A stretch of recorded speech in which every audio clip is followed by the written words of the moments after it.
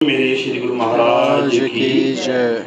सत्यम बोधमयम नरुममलम प्रत्यक्षमेव सर्वेश्वरम रत्नमंडित शिशुगुरुमुक्तम श्वेताम्रे शोभितम मुक्तमाल विभूषितम च हृदयस्यासने संस्थितम भक्तानां वरदं प्रसन्नवदनं श्री सद्गुरु नौम्यहं श्री सद्गुरु नौम्यहं वंदो चरण सरोज गुरु मुद मंगल आगार जेहि सेवत नर होत है भव सागर से पार। सब धरती कागज करूं लेखनी सब बन राय सात समंदर मसी करूं तो भी गुरु गुण लिखा न जाए। मैं अपराधी जन्म का नख शिख भरा विकार तुम दाता दुख भंजना मेरा करो उद्धार। तुम दाता दुख भंजना मेरी करो संभाल। भक्ति दान मोह दीजिए गुरुदेवन के देव और कछु न चाहिए निस दिन तुम्हारी सेव और कछु न चाहिए हर पल तुम्हारी सेव। गुरु जी को सिर पर राखिए चलिए आज्ञा माही कहे कबीर तिस दास को तीन लोक डर नाही। मन मंदिर में विराजमान श्री सतगुरु भगवान जी का पावन दर्शन करते हुए अपनी वाणी को अपनी रचना को पवित्र करने के लिए तथा अपने ध्यान को श्री गुरु चरणों में जोड़ने के लिए प्रेम सहित ऊंचे स्वर में अपने दोनों हाथ खड़े करते हुए जय घोष करेंगे। बोलिए जयकारा बोल श्री गुरु महाराज की जय। सच्चे दरबार की जय। परमहंस दयाल जी महाराज की जय। नगले निवासी भगवान की जय। अम्बाला वाले सतगुरु महाराज की धन्यवाद। परम आदरणीय परम पूजनीय प्रातः स्मरणीय हृदय सम्राट रूहानियत के शहंशाह दया के सागर श्री सतगुरु भगवान जी के पावन श्री चरण कमलों में विराजमान भक्ति से ओतप्रोत गुरुमुख भाई बहनों बुजुर्गों प्यारे बच्चों, आज बड़े ही सौभाग्य का दिन है कि हमें श्री गुरु महाराज जी का सत्संग सुनने को मिल रहा है। सत्संग की परिभाषा अगर कहें तो सत्संग उसे कहते हैं कि सत्य के मार्ग पर चलने वाले गुरुमुखों का, सत्य के मार्ग पर चलने वाले संतों का, महापुरुषों का संग करना, उनका साथ करना, संत महापुरुषों का संग करना ही सत्संग है। दो प्रकार का सत्संग बताया गया है महापुरुषों द्वारा, एक है आंतरिक सत्संग और दूसरा है बाह्य सत्संग। आंतरिक सत्संग वो है जो हम अकेले ब्रह्म मुहूर्त में या सुबह उठकर जो करते हैं 3 बजे अमृत बेला में या ब्रह्म मुहूर्त में, तो वो अकेले बैठ के जो हम सत्संग करते हैं वो आंतरिक सत्संग है। उसमें वो ये जो सत्संग है बिल्कुल एकांत में शांत वातावरण में ये किया जाता है। जो भी गुरु द्वारा जो हमें शब्द दिया जाता है सिमरन के लिए या जो युक्ति बताई जाती है उसका सिमरन करते हुए गुरु महाराज का ध्यान करते हुए भजन बंदगी की जाती है, उसे आंतरिक सत्संग कहते हैं। और जो बाह्य सत्संग है ये जो अभी हम इकट्ठे मिलकर सभी कर रहे हैं इसको बाह्य सत्संग कहा गया है। ये भी जरूरी है, एक वातावरण तैयार करता है आंतरिक सत्संग के लिए, माहौल बनता है, परमात्मा से हमारी लिंक जुड़ती है, ध्यान जुड़ता है। तो सत्संग के जो लाभ हैं, सत्संग में ज्ञान प्राप्त होता है। जब हम सत्संग में आते हैं तो हमें ज्ञान की प्राप्ति होती है। एक तो स्वयं को हम जानते हैं कि हम कौन हैं, हम शरीर हैं या आत्मा है। इस बात का ज्ञान हमें सत्संग में ही मिलता है कि आत्मा ही इस शरीर का जान प्राण है। आत्मा के बिना ये शरीर बिल्कुल ठंडा पड़ जाता है, मृत प्राय हो जाता है, मुर्दा कहलाता है। जब इस शरीर के अंदर आत्मा नहीं रहती तो सभी कहते हैं कि ये इंसान मर गया, ये इंसान इस संसार से चला गया। तो ये आत्मा ही हमें जानती है, शरीर को जानती है कि ये मेरा हाथ है, मेरी आंखें हैं, ये मेरे कान है। तो इस शरीर के अंदर जो यात्री बैठा है, इस रथ के अंदर जो यात्री बैठा है, वही आत्मा है। तो ये ज्ञान हमें सत्संग में ही मिलता है कि हम शरीर नहीं, हम आत्मा हैं। दूसरा जो ज्ञान यहाँ पर मिलता है वो ये मिलता है कि परमात्मा को कैसे प्राप्त किया जा सकता है। सतगुरु हमें युक्ति बताते हैं कि हम कैसे, क्योंकि हम परमात्मा की अंश है, हमारी जो आत्मा है वो परमात्मा की अंश है, और कैसे हम उस परमात्मा को प्राप्त कर सकते हैं, उस तक पहुंच सकते हैं।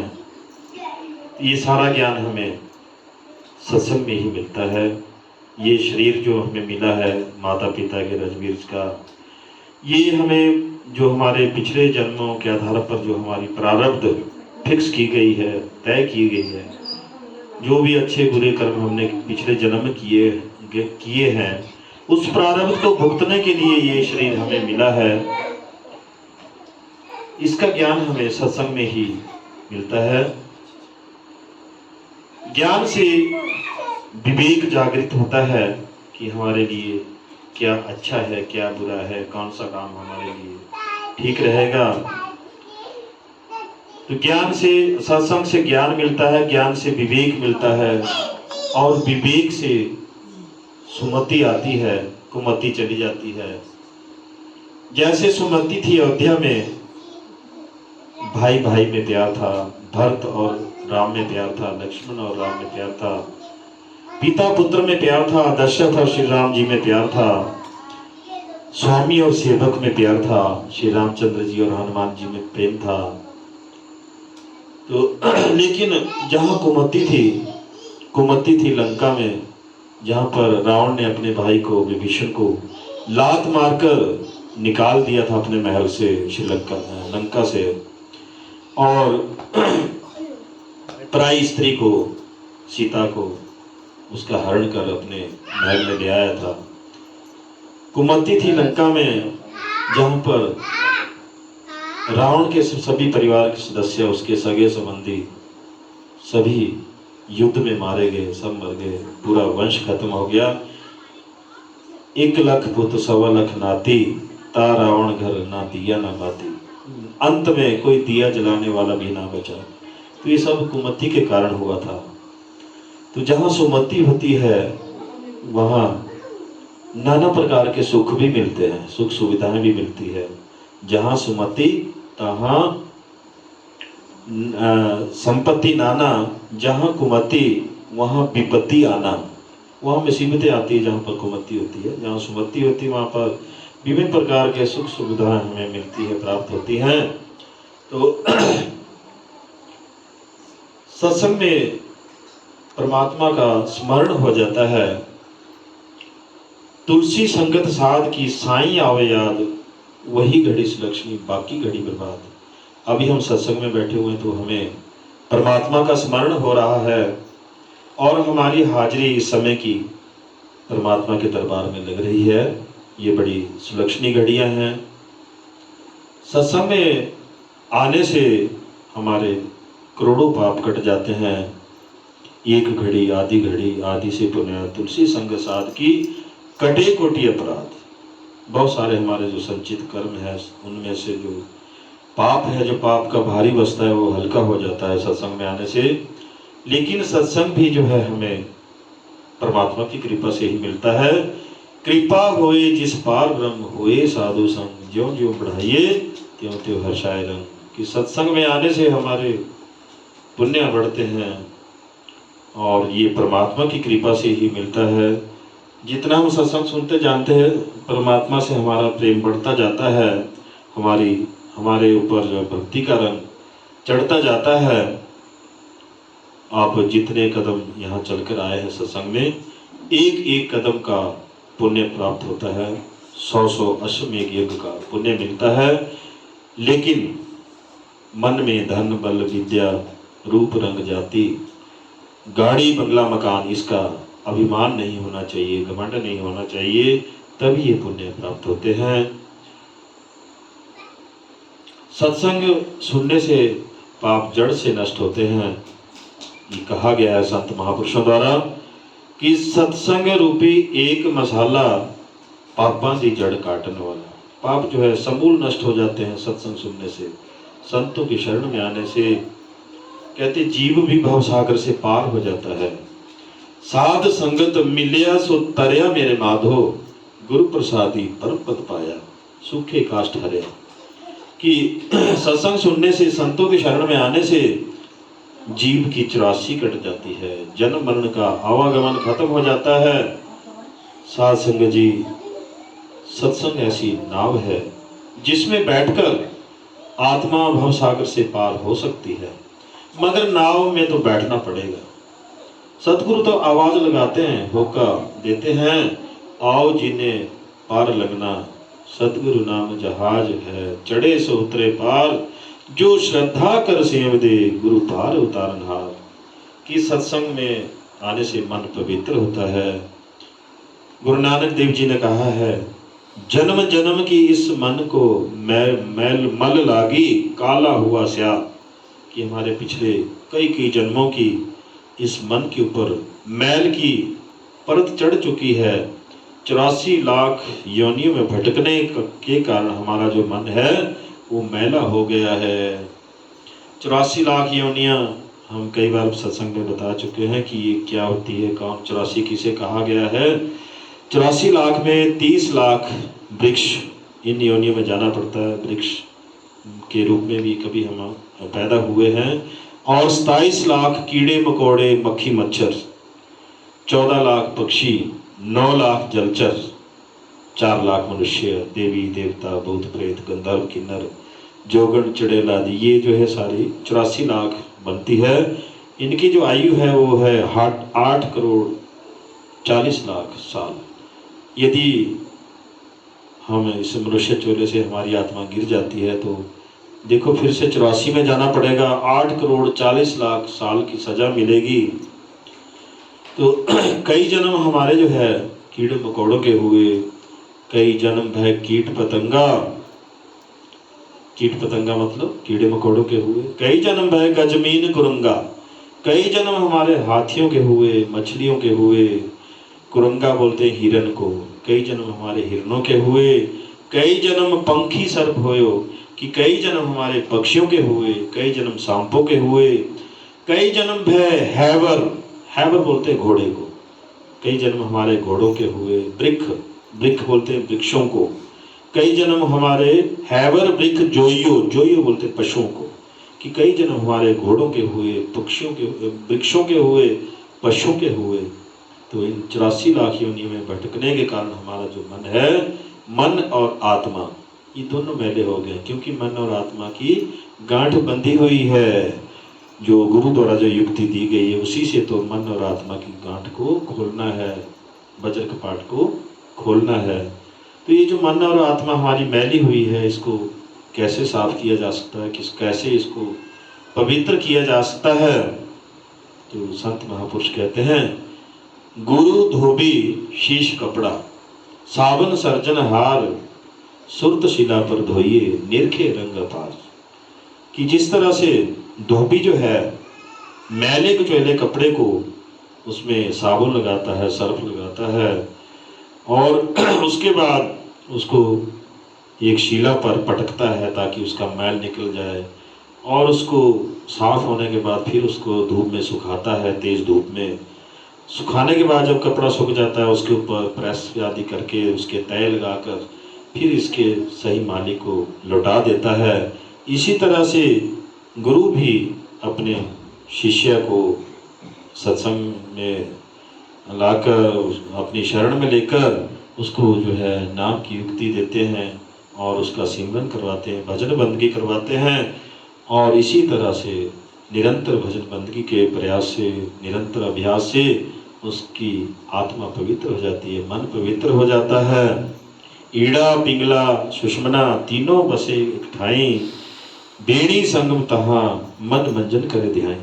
गुरु ग्रंथ साहिब में बेणी साहब की वाणी है कि ईड़ा, पिंगला और सुषुम्ना, जब ये तीनों नाड़ियाँ इकट्ठी हो जाती है एक जगह पर, आगे चक्कर पर, ऐसा कहा गया है, तो जिस समय हमारी जो सुषुम्ना नाड़ी है वो एक्टिव हो जाती है, तो उसमें जो है हमारा जो मन है और जो आत्मा है, ये दोनों जो है उसके प्रकाश में अंदर स्नान करते हैं।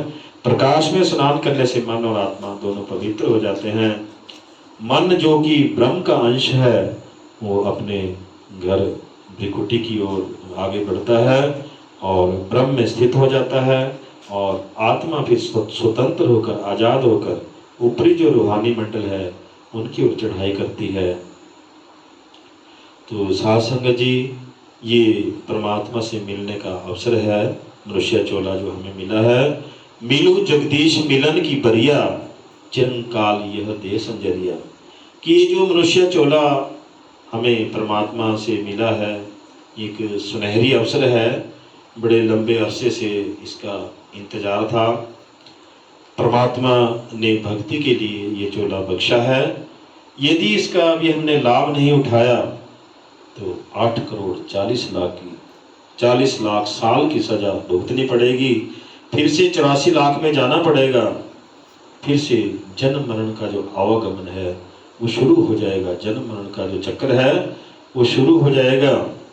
184 जुन समाई, मानस को प्रभु दी बड़ियाई। इस पौड़ी से जो नर चुके, आई जाई दुख पाईदा। कि इस मनुष्य चोले में नाम की कमाई नहीं की तो 84 में फिर से जाना पड़ेगा। यदि अभी से चूक हो गई, अभी हम इसे भूल गए, मनुष्य चोले में आकर नाम जपना भूल गए, नाम नहीं लिया, संतों की शरण में नहीं गए, तो फिर से 84 में जाना पड़ेगा। ये मनुष्य जन्म मिलना बड़ा मुश्किल है। कबीर साहब समझाते हैं, कबीर मानस जन्म दुर्लभ है, होई ना बारे बार, ज्यों वन फल पाके भुई गिरी बहुरी न लागी डार। कबीर साहब कहते हैं कि ये मनुष्य जो चोला है, मनुष्य चोला मिलना बड़ा मुश्किल है। ये बार बार नहीं मिलता, अभी मिला है, पता नहीं आगे मिलेगा कि नहीं। जिस तरह से कोई पका हुआ फल जब पेड़ से नीचे गिर जाता है तो दोबारा वो उस टहनी से नहीं जुड़ता। ये जो मनुष्य जन्म है ये अनमोल है। मनुष्य जन्म अनमोल रे, मिट्टी में मत रोल रे। अब जो मिला है फिर ना मिलेगा, कभी नहीं, कभी नहीं, कभी नहीं रे। अज्ञानता के कारण हम इसकी कदर नहीं कर पा रहे हैं। जैसे ज्ञान न होने के कारण एक लकड़हारे ने चंदन का पूरा बाग कोयले बनाकर बेच दिया। तो एक दृष्टांत मैं आपको सुनाता हूँ कि एक बार एक राजा जो है शिकार की तलाश में घने जंगलों में चला गया। तो पूरा दिन बीत गया शिकार खेलते खेलते, अंधेरा होने को था। तो शाम का वक्त हो रहा था अभी और महल तक लौटना संभव नहीं था। तो राजा ने सोचा कि यहीं जंगल में यदि हमें कहीं ठिकाना मिल जाता है तो यहीं पर कहीं रह जाते हैं, किसी के घर में, किसी की झोपड़ी में। तो दूर एक जगह धुआं उठता दिखाई दिया। उन्हें लगा कि शायद यहाँ कोई रहता है। तो एक लकड़हारे की झोपड़ी थी। उस झोपड़ी में राजा और उसके साथी चले गए। तो राजा ने लकड़हारे से प्रार्थना की कि आप हमें एक रात के लिए अपने पास ठहरा लो। तो लकड़हारे ने कहा कि महाराज, मेरे पास जो भी रूखा सूखा भोजन होगा उसे आप स्वीकार करें। आप यहाँ रहेंगे तो मुझे बहुत खुशी होगी। तो इस तरह से राजा और उसके जो साथी थे उन्होंने पूरी रात वहीं पर काटी। जो भी घर में उपलब्ध था खाने का सामान वो लकड़हारे ने उनको दिया और रात को ठहराया। सुबह जब हुई तो सुबह नाश्ता करने के बाद राजा ने लकड़हारे से कहा कि मुझे बड़ी प्रसन्नता हुई, आपने हमारा बड़ा आदर सम्मान किया, ख्याल रखा। तो कहते मेरे मन में ये है कि आप बड़े आर्थिक विपन्नता में हैं, दुख झेल रहे हैं, और मैं आपको अपना एक चंदन का बाग है वो देना चाहता हूँ। तो राजा ने उस लकड़हारे को साथ लिया और अपना चंदन का जो बाग था उसको दिखाया और लकड़हारे को कहा कि तू यहाँ से लकड़ियाँ बेचता रही हो और तू संपन्न हो जाएगा, तेरे पास पैसा ही पैसा होगा। और इस तरह से राजा ने जो बाग दिखा दिया लकड़हारे को, और राजा जो वापस महलों में चला गया।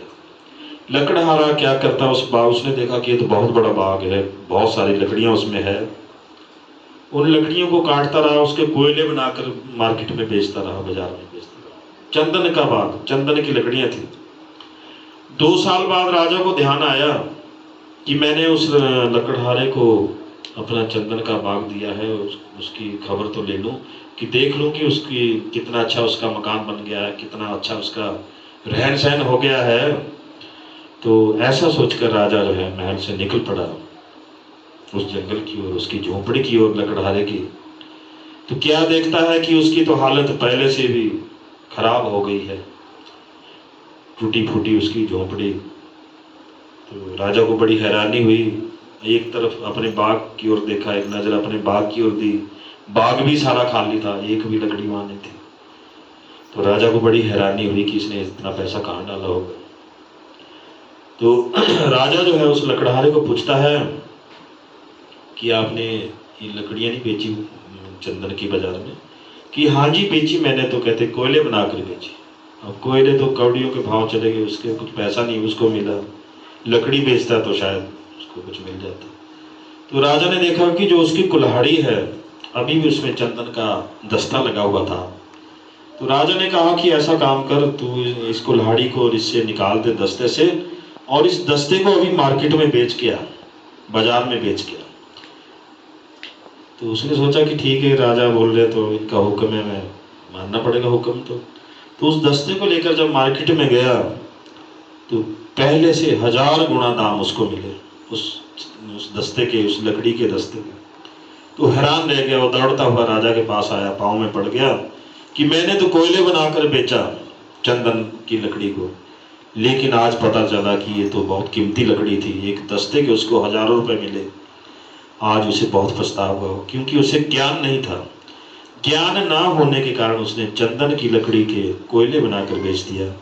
तो साध संगत जी, इसी तरह से हमें भी ज्ञान नहीं है, ज्ञान ना होने के कारण ये मनुष्य चोला, ये मनुष्य जीवन हम ऐसे ही बर्बाद कर रहे हैं। ये बीतता जा रहा है, पता नहीं कितनी सांसें और बाकी रहती हैं। तो जितने भी समय अभी रहता है उतना अभी भी संभल जाना चाहिए, अभी भी सिमरन करना चाहिए, भजन बंदगी करनी चाहिए। कोई बिना नागा दिए भजन बंदगी करनी चाहिए, कोई भी नागा नहीं बीच में करना चाहिए। तो ये जो मनुष्य चोला हमें मिला है, ये भक्ति के लिए मिला है। भई प्राप्त मनुख देवरिया, गोविंद मिलन की यही तेरी बरिया, अवर काज तेरे कितने काम, मिल साध संगत भज केवल नाम। क्या कहा गया कि ये जो कहते परमात्मा ने चोला दिया है, मनुष्य जीवन दिया है, ये एक किश्ती की तरह, एक नाव की तरह है। एक अवसर मिला है, मौका मिला है भव सागर से पार होने का। संतों में शरण में जाकर कहते युक्ति प्राप्त कर लो और नाम की कमाई करो, ताकि इस जो संसार रूपी जो सागर है इसको पार किया जा सके। ये जो मनुष्य शरीर है, मनुष्य चोला है, ये सुपीरियर से भी सुपीरियर चोला हमें प्राप्त हुआ है। टॉप ऑफ द क्रिएशन इसको कहा गया है, सृष्टि का सरताज इसको कहा गया है, सब जूनियों में सिरमौर जून इसको कहा गया है। मनुष्य चोले को परमात्मा से मिलने का यह द्वार है। ऋषि मुनियों ने इसे नर नारायणी देव कहा है। इस देही को लोचे देव, सो देही भज हर की सेव, कि देवी देवता भी इसको तरसते हैं, इस देही के लिए तरसते हैं। हर मंदिर ये शरीर है, ज्ञान रतन प्रकट होए। गुरु नानक जी ने कहा है कि ये शरीर हमारा जो है मंदिर की तरह है। हम ईंट पत्थर से बनाए हुए मंदिरों में परमात्मा को ढूंढते हैं, लेकिन परमात्मा ने अपने रहने के लिए ये शरीर रूपी जो मंदिर स्वयं बनाया है। हम बड़े भाग्यशाली हैं कि हमें मनुष्य देह प्राप्त हुई है। बड़े भाग मनुष्य तन पाया, सुर दुर्लभ सत ग्रंथन गाया, साधन धाम मोक्ष का द्वारा, पाया न जेहि परलोक सुधारा। कि जो देवताओं के लिए भी मिलना दुर्लभ है, कठिन है, ऐसा मनुष्य चोला हमें मिला है। इससे ही परलोक भी सुधरेगा और मोक्ष की प्राप्ति का भी यही साधन है।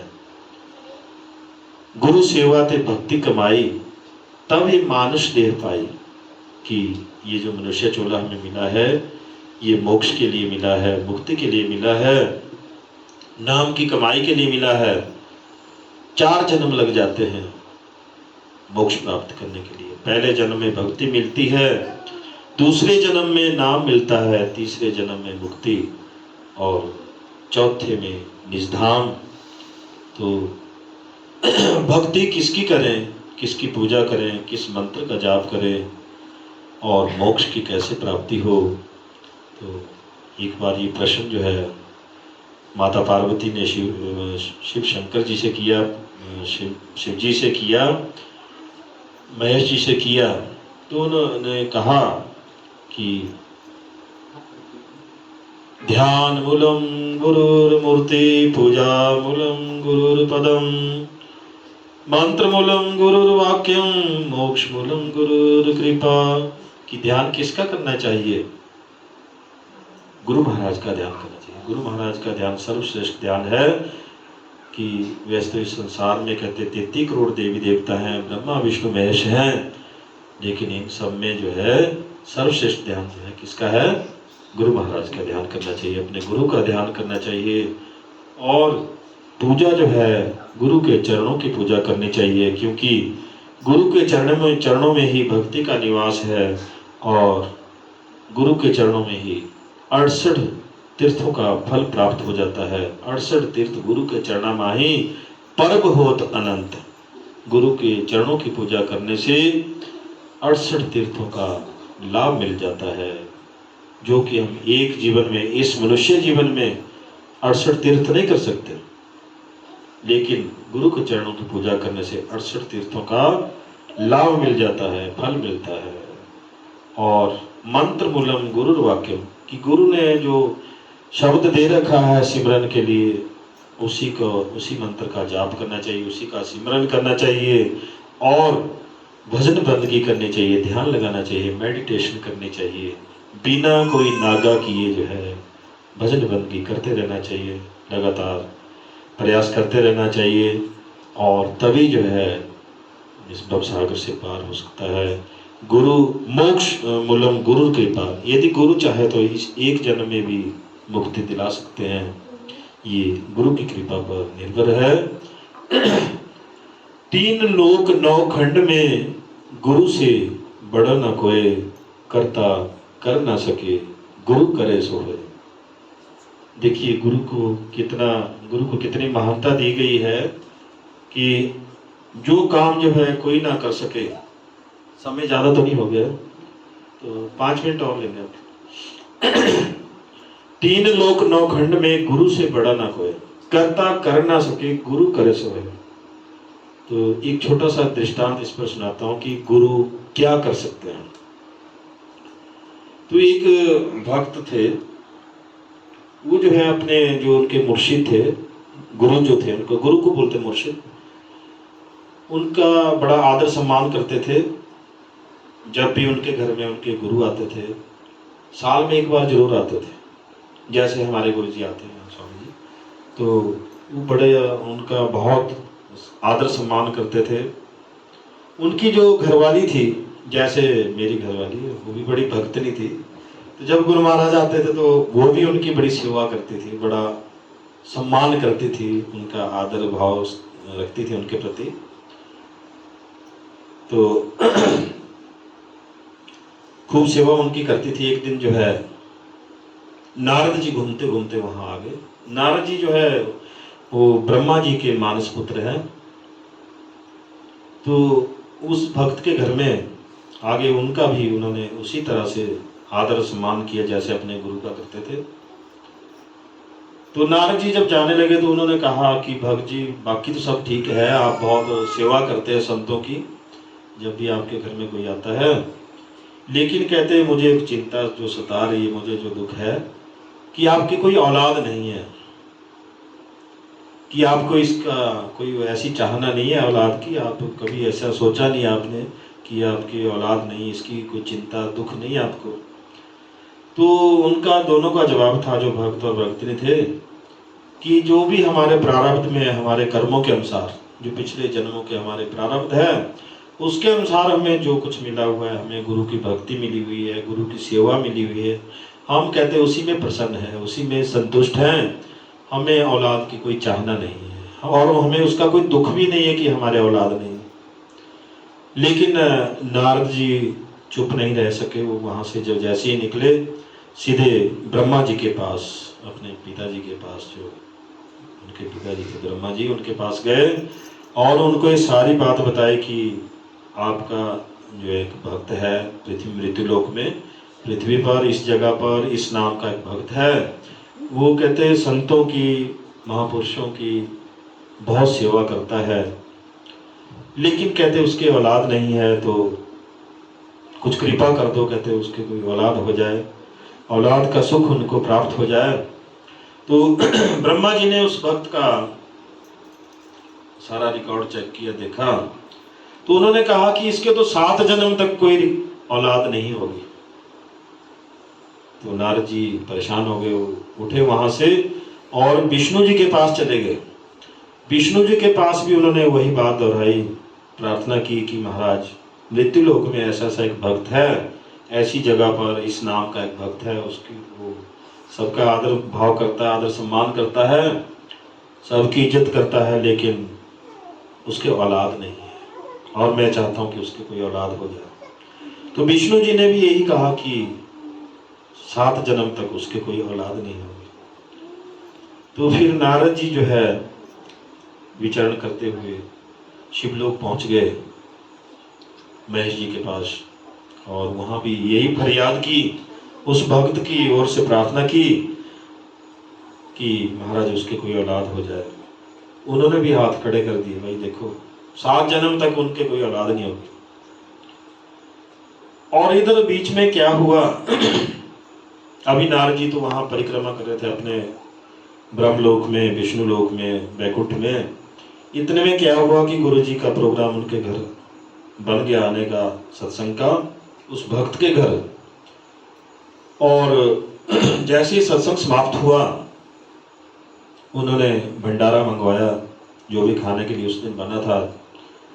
तो एक प्लेट में जैसे उन्होंने चावल दाल जो भी बना था वो मंगवाया, 1 चम्मच उस भक्त को खाने को दिया, 1 चम्मच उसकी घरवाली को, उस भक्तनी को दिया, और कहा कि जाओ तुम्हारे कहते 2 पुत्र हो जाएंगे। गुरु जी ने आशीर्वाद दे दिया। तो और समय आने पर, जब समय आया तो उनके 2 पुत्र हो गए। और इधर नारद जी अपने घूमते हुए, चक्कर लगाते हुए फिर मृत्युलोक में पहुंचे, धरती पर पहुंचे। तो क्या देखते हैं कि उस भक्त के घर में नन्हे नन्हे छोटे छोटे 2 बालक जो है खेल रहे हैं उस आंगन में। तो हैरान रह गए कि ब्रह्मा जी ने भी कहा कि उसके तो कोई औलाद नहीं होगी 7 जन्म तक, विष्णु जी ने भी यही कहा, शिव जी जो शिवलोक में भी यही कहा गया, महेश जी ने भी यही कहा। तो कहते तीनों लोकों में इनकार कर दी कि तो 7 जन्म तक इनके कोई औलाद नहीं होगी, लेकिन इनके तो कहते 2 नन्हे नन्हे बालक यहाँ खेल रहे हैं। तो उन्होंने उत्सुकता से उस भक्त को पूछ लिया कि ये बच्चे किसके हैं। भगत जी ने कहा कि ये तो बच्चे हमारे हैं, गुरु महाराज जी ने हमें दिए। तो नारद जी हैरान रह गए कि देखो, 3 लोक 9 खंड में गुरु से बड़ा ना कोई, कर्ता कर ना सके। कर्ता कहा गया ब्रह्मा जी को, वो संसार की उत्पत्ति करते हैं, कि वो भी जिस काम को नहीं कर सके वो काम गुरु ने कर दिया। तो इस तरह से यहाँ पर गुरु की महिमा बताई गई है कि जो काम कोई ना कर सके वो गुरु अपने तप से कर देते हैं, अपनी नाम की कमाई से उस काम को गुरु कर देते हैं। इसलिए गुरु को महत्व दिया गया है, गुरु को बड़ा माना गया है कि गुरु जो चाहे कर सकता है अपनी नाम की कमाई लगाकर तप से। तो इसलिए ये भी कहा गया संतों द्वारा कि मत कोई भरम भले संसारा, गुरु बिन कोई ना उतरे पारा, कह नानक प्रभु यहो जनाई, कि गुरु बिन मुक्ति पाइए न भाई। कि गुरु नानक जी समझाते हैं कि गुरु ही मुक्ति का दाता है, गुरु ही भवसागर पार कराता है। इसमें किसी को भी कोई संशय नहीं होना चाहिए, कोई भ्रम नहीं होना चाहिए। गुरु बिन भव निधि तरी न कोई, जो विरंची शंकर सम होई। कि गुरु के बिना कोई भी भवसागर नहीं तर सकता, चाहे वो ब्रह्मा जी शंकर जी के समान ही क्यों ना हो जाए। जैसे एक छोटा सा चींटी का उदाहरण दिया गया है कि चींटी कितनी छोटी सी होती है, उसको यदि मान लो यहाँ से दिल्ली जाना है तो लगभग उसको 3-4 जन्म लेने पड़ेंगे, एक छोटी सी चींटी को। इतना छोटा सा, इतना सरल उदाहरण दिया गया है कि मान लो एक चींटी को यहाँ से शारदा घाट से मान लो दिल्ली जाना है, 3-4 जन्म उसको लग जाएंगे।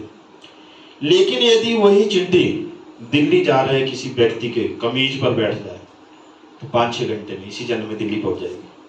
तो इसी तरह से कहते जो गुरु की शरण में चले जाते हैं, अपने प्रयास से नहीं हम भवसागर पार कर सकते, अपने प्रयास से नहीं हम भवसागर पार कर सकते। लेकिन अगर गुरु की शरण में चले जाएं और उनसे युक्ति हासिल कर लें और गुरु हमारा हाथ पकड़ लें तो और हम उनके मार्ग पर, उनके बताए सन्मार्ग पर श्रद्धापूर्वक चले, तो सोचिए कि कितनी सरलता से हम जो है भवसागर को पार कर जाएंगे और सारे सुख साधन जो है और आनंद पूर्वक हम भवसागर को पार कर सकते हैं। और ये संसार जो ये भी संसार, यहाँ पर भी हम सुख प्राप्त कर सकते हैं और अगला जो आगे का जो समय है वो भी हमारा सुधर सकता है, आगे का जो समय है वो भी परलोक भी हमारा सुहेला बन सकता है। तो बोलिए जयकारा, बोलो श्री गुरु महाराज की जय।